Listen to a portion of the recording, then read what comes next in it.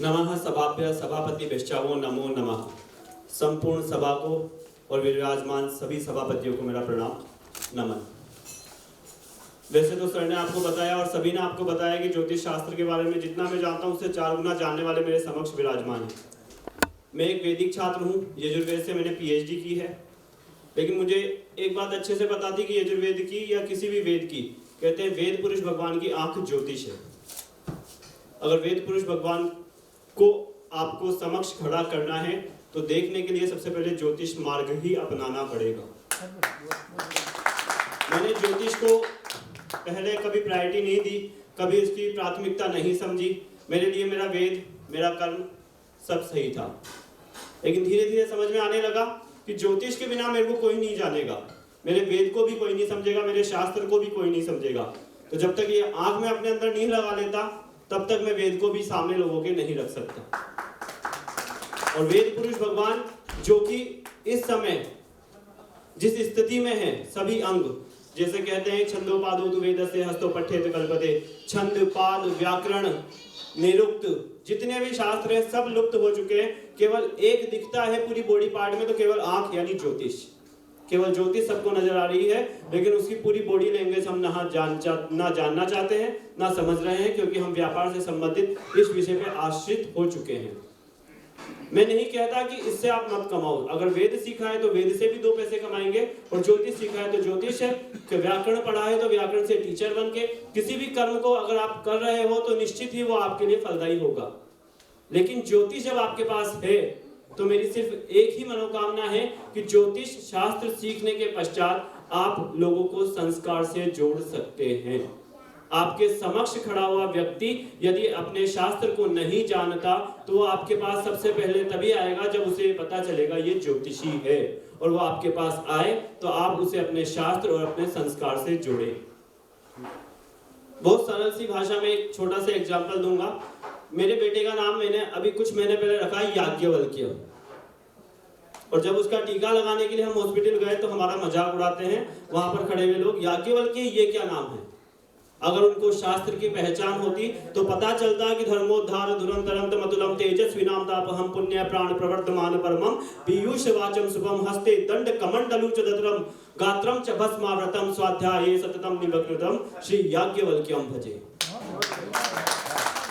तो वो याज्ञवल्क्य ऋषि जो सदैव कमंडल धारण करके चलते थे, भस्म धारण करके चलते थे, जिनके नाम से वेद की व्याख्या होती है, जिनकी शिक्षा से वेद समझ पाते हैं, उन याज्ञवल्क्य का नाम लोगों से बोला नहीं जाता। और हमारे पास वो शास्त्र हमने अपनाया है जिससे लोग खुद आपके पास चलकर आएंगे और आपसे पूछेंगे गुरुजी क्या करें। तब आप अपने व्यापार संबंधित अपने विवेक के आधार पर सब कुछ करें, लेकिन उसके अलावा एक उद्देश्य जरूर बनाए कि इसको अपने शास्त्र, अपने कर्म, अपने सनातन धर्म से जोड़ूंगा। मेरा एक जजमान, मेरा एक क्लाइंट जयपुर के बहुत बड़े चर्म रोग विशेषज्ञ, उनके पुत्र के एक दोष बना।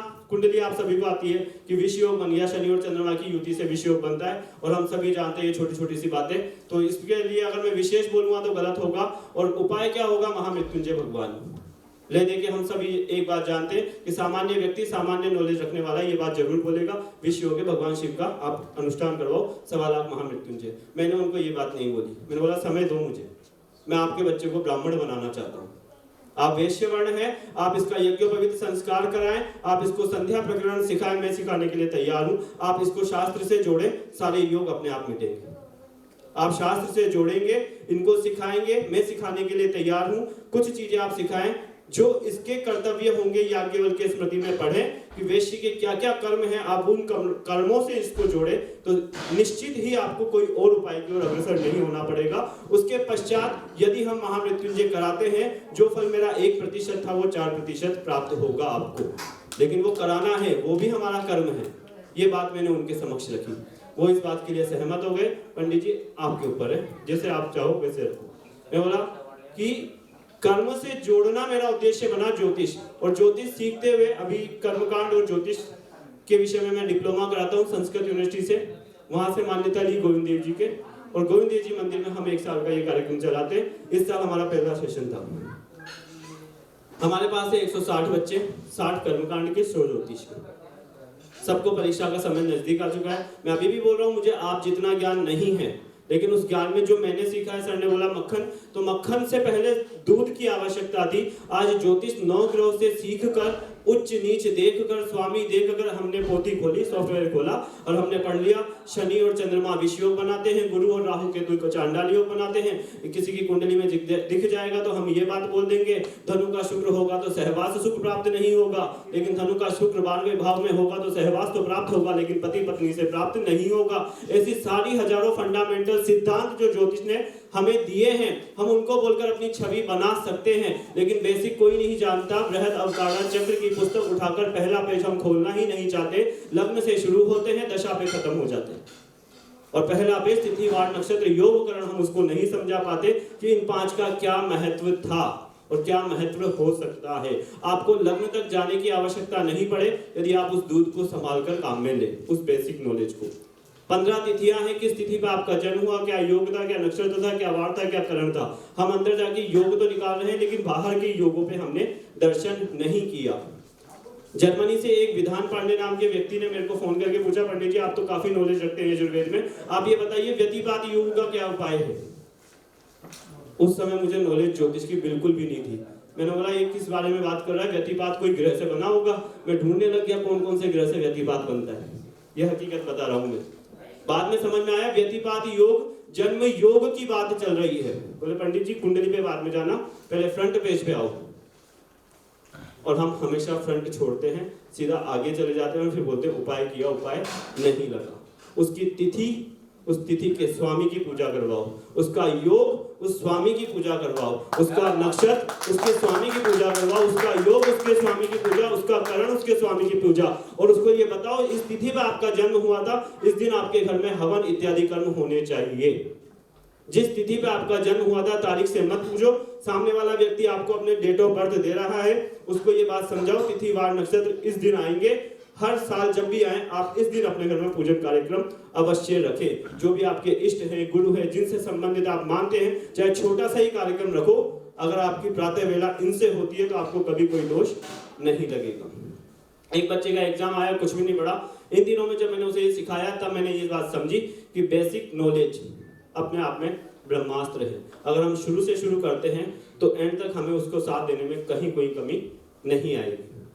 मेरे कहने का सिर्फ यही मतलब है कि आप ज्योतिष के नॉलेज मेरे से लाखों गुना अच्छी होगी, मैं भी जानता हूँ और आप भी जानते हैं और बहुत से तरीके होंगे, लेकिन मैं वैदिक छात्र हूँ, आप जितनी नहीं जानता, लेकिन मैंने ये चीज पकड़ ली कि मैं उस व्यक्ति का पहला पृष्ठ भी ढंग से देखूंगा तो आखिरी दशा का सूक्ष्म दशा भी अब ढंग से देखूंगा। उस व्यक्ति को पढ़ाते हुए जब मैं कुछ सिद्धांत बता रहा था तो उसने मेरे से ये बोला कि सर आपने ये बता दिया कि ये योग है। बृहस्पति की बात चल रही थी, जीव हानि करो भाव जीव वृद्धि करो शनि। बृहस्पति जिस घर में बैठता है उस घर की हानि करता है, जिस घर को देखता है उस घर की वृद्धि करता है। तो आपके 5वें भाव में बृहस्पति विराजमान है, मतलब आपके पुत्र की हानि होनी चाहिए, और विवाह के 1 साल पश्चात ही आपको पुत्र प्राप्त हुआ। इसका तोड़ क्रॉस क्वेश्चन बनने चाहिए, आपको भी करने चाहिए और सुनने भी चाहिए। मैंने बोला इष्ट बिना सब भ्रष्ट है, ज्योतिष वेद पुराण, ये शब्द हमने बार बार सुना है। इसका साक्षात प्रमाण यह है कि जो भी ज्योतिषी हो पहले सबसे पहले अपना इष्ट प्रबल कर ले। अपनी संध्या, अपना वंदन, चाहे 1 घंटे का हो या 4 घंटे का, चाहे 5 मिनट का, अपने इष्ट गुरु के बिना आदेश लेके काम नहीं करे, वरना उसे जो गणित घुमानी आती है वो तुम कभी नहीं निकाल सकते। बोले सर कैसे, वो कैसे गणित घुमाता है, अब देखो बृहस्पति ने आपका घर नष्ट किया, चलो कोई बात नहीं। फिर बोले फिर भी आपके संतान हुई, मतलब ज्योतिष झूठे। मैंने कि नहीं। फिर बोले सर फिर कैसे हुई, मैंने कि इस घर का कारक ग्रह देखो। बोले फिर ज्योतिष में मतलब ग्रह की चाल है, फिर अगर गलत हुआ, मैंने कि फिर भी नहीं। फिर मैंने कि और क्या देखना है, मैंने कि नक्षत्र भी देखो इसी घर का किस राशि में बैठा है। बोले सर इसमें ये भी काम करेगा, मैंने कि हाँ नक्षत्र का नेचर भी देखो।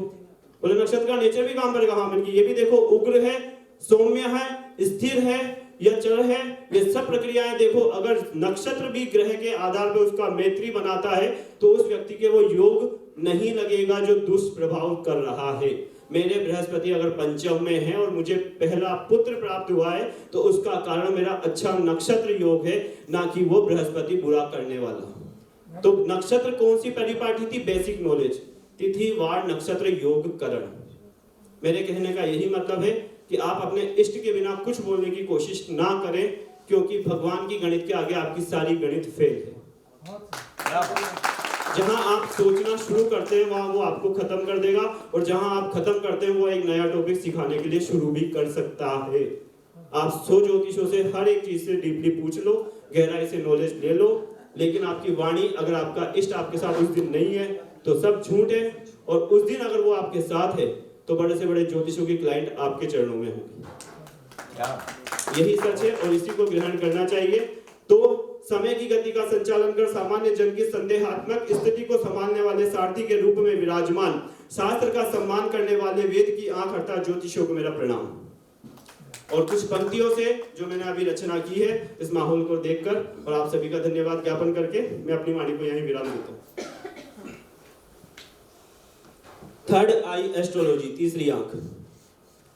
हम आंख तीसरी बात बताने सम्मेलन करवाते हैं, ज्योतिष शास्त्र से संदेहों को समाधान दिलवाते हैं, समाधान दिलवाते हैं।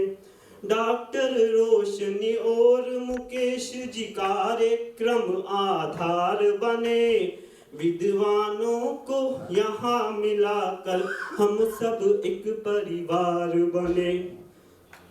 कुछ गणना के पी की तो, कुछ गणना के पी की तो, कुछ भोजन ज्ञान सिखाते हैं, हम आंख तीसरी बात बताने सम्मेलन करवाते। इष्ट बिना सब भ्रष्ट कहे हैं, ज्योतिष वेद पुराण सभी, शास्त्र की सेवा करने से ना घटता अभिमान कभी, धर्म कर्म की सेवा में शीश सदा ये झुकाते हैं, हम आंख तीसरी बात बताने सम्मेलन करवाते हैं।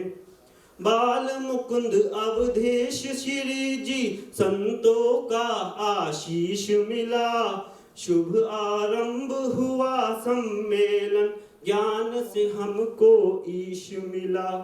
सन 21 की शुभ गणना में, सन 21 की शुभ गणना में कदम सफल ये बढ़ाते हैं, हम आंख तीसरी बात बताने सम्मेलन करवाते हैं।